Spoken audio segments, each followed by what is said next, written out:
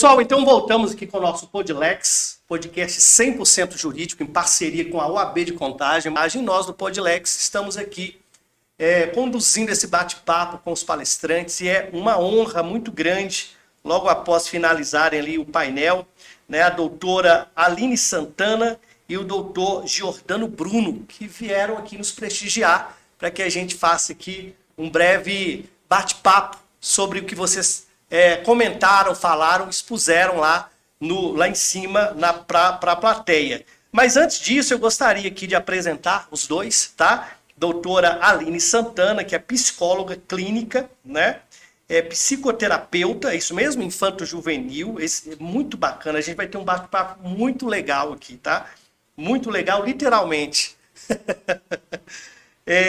Especializada em demandas relacionadas à adoção, trauma e violência, com foco em estudos em vínculos e parentalidade consciente. Especialista em psicanálise clínica, traumaterapeuta infanto-juvenil, idealizadora do espaço @mundo da adoção nas redes sociais e voluntária do Grupo de Apoio à Adoção da Bahia, NASCOR.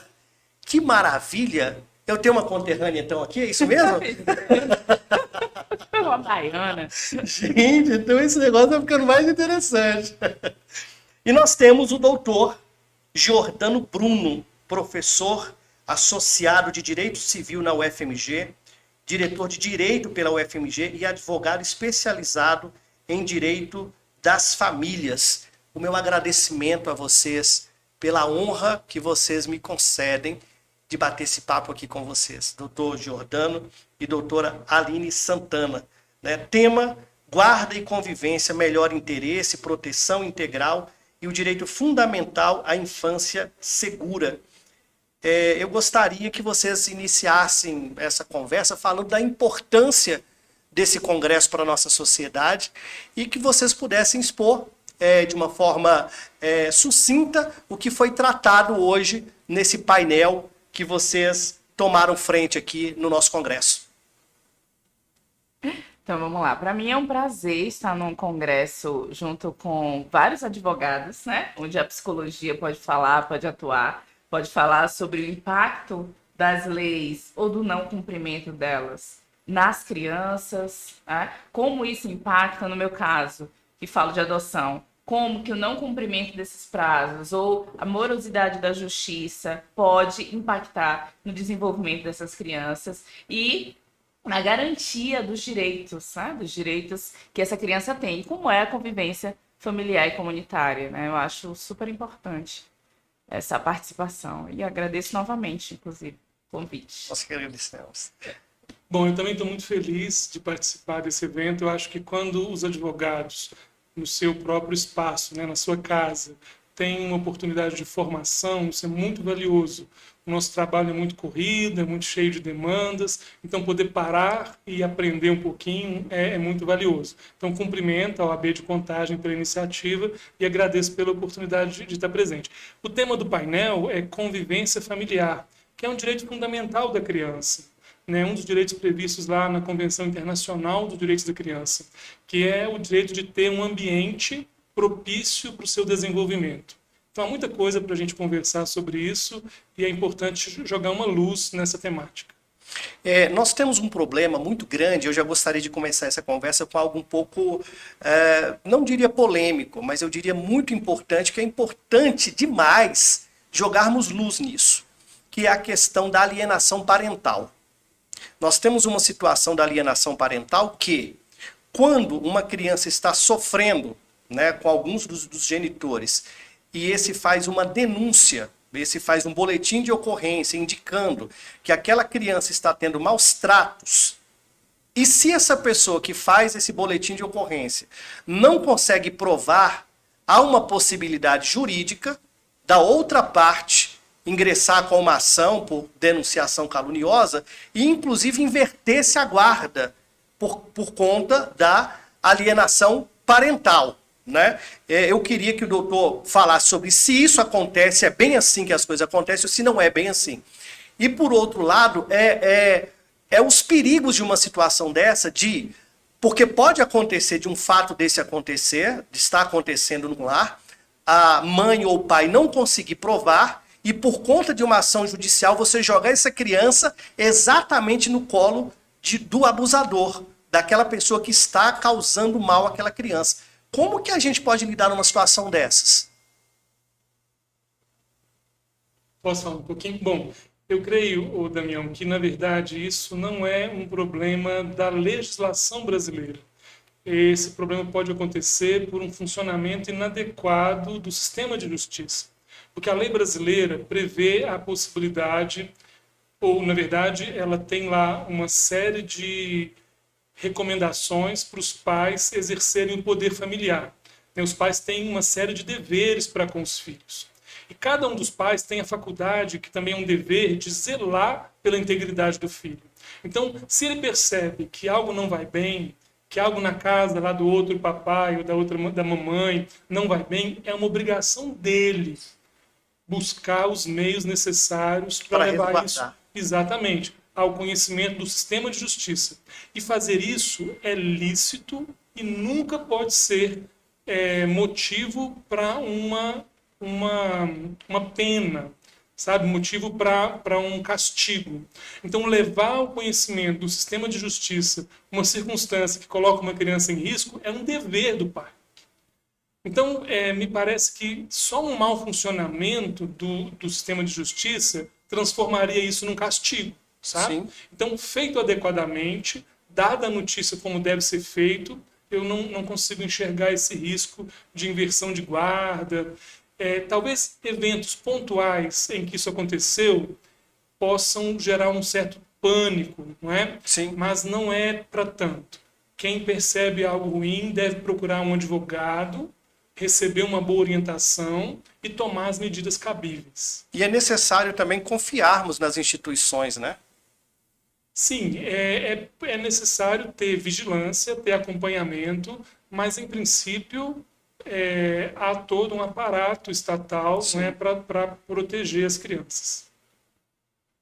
Eu acho é um tema bem importante, porque isso afeta diretamente as crianças, né? Sim. E aí eu acho que é bem interessante que essa criança também seja escutada, né? O doutor Jordano já estava falando sobre isso, a escuta especializada dessa criança. Porque, às vezes, né, aquele par parental, ele não tem a prova, mas a escuta, ela mostra onde está o sofrimento da criança. Então, muitas vezes, aquele pai está percebendo ali, no comportamento, né? Aquele pai, aquela mãe, está percebendo no comportamento da criança que não é um comportamento normal, que ele modifica quando ou está com uma pessoa, né? Ou convive com aquela pessoa, mas ele não consegue provar isso. E na escuta, a gente consegue perceber onde está a angústia da criança e devolver para essa pessoa. Então, eu já tive casos em que a pessoa que estava achando que estava acontecendo algo com essa criança me busca, né, para escutar essa criança e nitidamente existia uma violência, né? A suspeita foi confirmada, né? Porém, infelizmente, não conseguiu dar andamento porque como era lados opostos, né? Então, era o pai que estava verificando, né, se tinha uma violência, a justiça não acreditava nele. Infelizmente, esse foi um caso que não pôde seguir, né? Ele achavam que ele estava querendo tomar a guarda, quando, na verdade, ele estava querendo tirar uma criança que nitidamente estava no sofrimento. O que é aconselhável quando o pai ou a mãe percebe que o seu filho pode estar sendo vítima, né, do outro genitor, de uma situação de abuso? Eu não falo só na questão de abuso sexual, que isso é uma lástima que é impressionante o quanto que isso atinge as famílias. Eu não tenho dados, mas assim, eu já tive muitos depoimentos de pessoas que foram abusadas na infância, né, quando criança. Isso é alarmante, isso chega a ser angustiante, principalmente para quem é pai. Numa situação de uma suspeita, seja de violência sexual ou de qualquer tipo de violência, tanto à luz do direito, ou seja, da psicologia, o que é indicado para esse pai? O que ele deve fazer? Qual o passo a passo para resguardar o seu filho de continuar ou até mesmo de ser vítima, quando existem situações que indicam que esse abuso pode vir a cabo? Bom, a gente sempre recomenda, Damião, que nas hipóteses de violência atual, a polícia militar é a que está mais equipada para isso, né? Então, 190 é o número que as pessoas devem usar para quando estiver acontecendo algo naquele momento e for necessário uma intervenção rápida.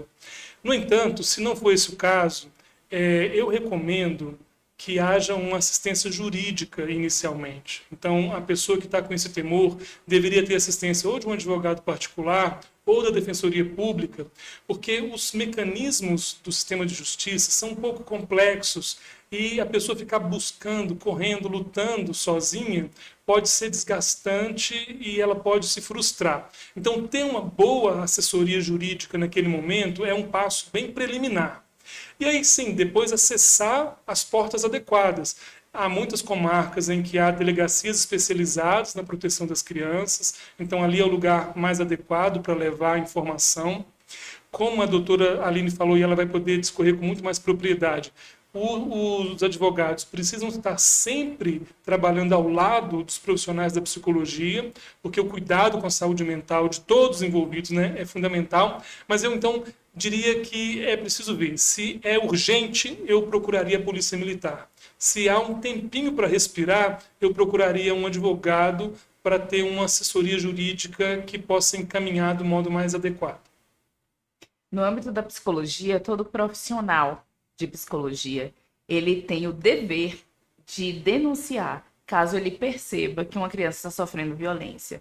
Isso em casos em que você atende a criança, inclusive com os pais ali, sem nenhuma disputa de guarda, sem nenhuma questão. Se a gente detecta que a criança pode estar sofrendo violência, a gente precisa denunciar.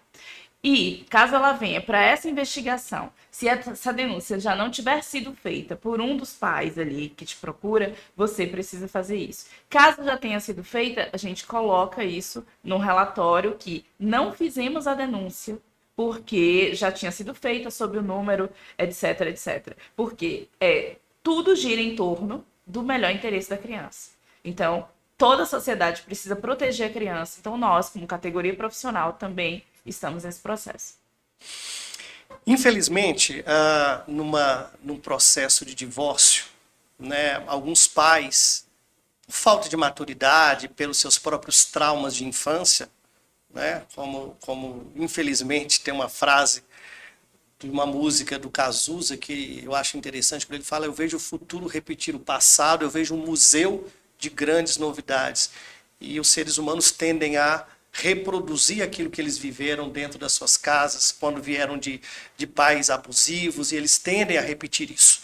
Infelizmente, isso acontece. E tem uma outra situação, em que nesse processo de divórcio, nós estamos tratando também de direito das famílias, às vezes um começa a utilizar a criança, né, para de alguma forma atingir o outro, seja emocionalmente ou seja de alguma outra forma.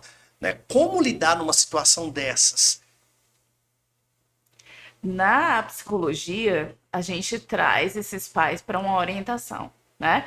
Explicando que existe ali um par conjugal e um par parental.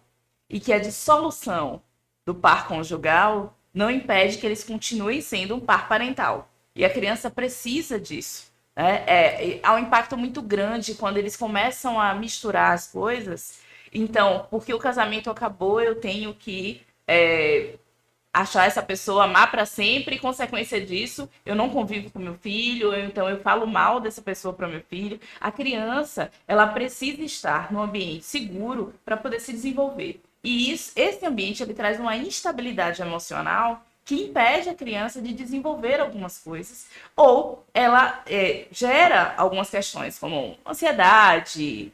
Algumas crianças têm processo de depressão, processo depressivo, então é preciso entender isso. Acho que os pais, eles precisam entender, a gente chama eles no consultório, a gente traz eles para orientação, trazendo sempre um aspecto, né, para que a criança consiga estar ali e passar com o menor impacto possível por essa ruptura dos seus pais, né, do par conjugal dos seus pais, melhor dizendo.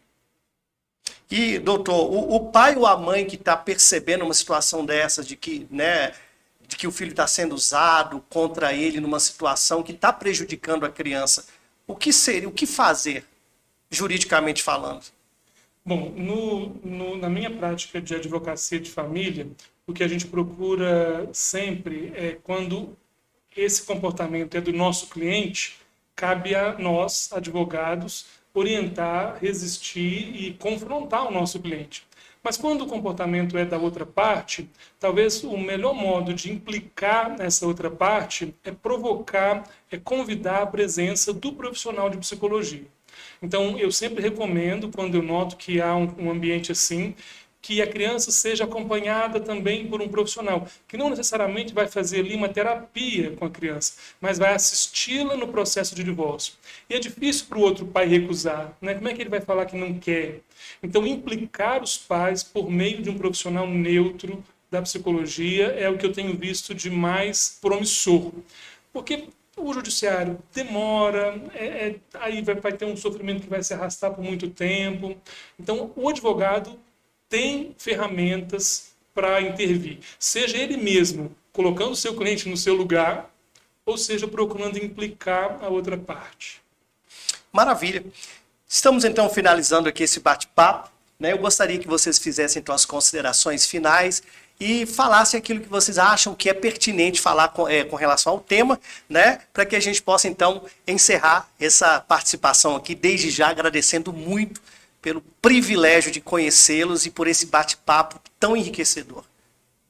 Pronto, primeiro agradeço novamente, né, estar aqui por esse bate-papo, e eu acho importante, né, o doutor Jordano colocou muito bem, que essa junção, ela não se perca, né, essa junção da psicologia com o direito, para poder estar ali sempre tratando do melhor interesse da criança. Eu acho que essa é uma junção muito boa e que a gente faz justiça sendo humano ali, utilizando todo o processo, considerando o humano em todas as possibilidades.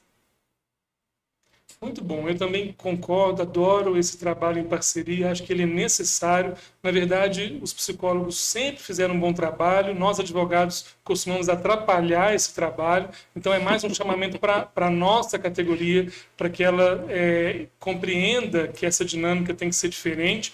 E eu deixaria uma palavrinha final que é: quando a criança está envolvida, ela precisa ser escutada, não é? É o que recomenda a Convenção Internacional. E é muito difícil escutar a criança. Geralmente o processo tem a ver com a criança, mas ela é a única que não participa, que não é ouvida, que não fala, que não é considerada. Então, talvez uma consideração final seja a necessidade de profissionais que trabalham com questões ligadas à infância, de não perder de vista que há uma pessoa ali, que ela está presente, que ela tem que ser levada em consideração. Que maravilha! Muito obrigado por virem aqui bater esse papo com a gente aqui no Podlex. É um prazer muito grande, uma honra para nós ter vocês aqui.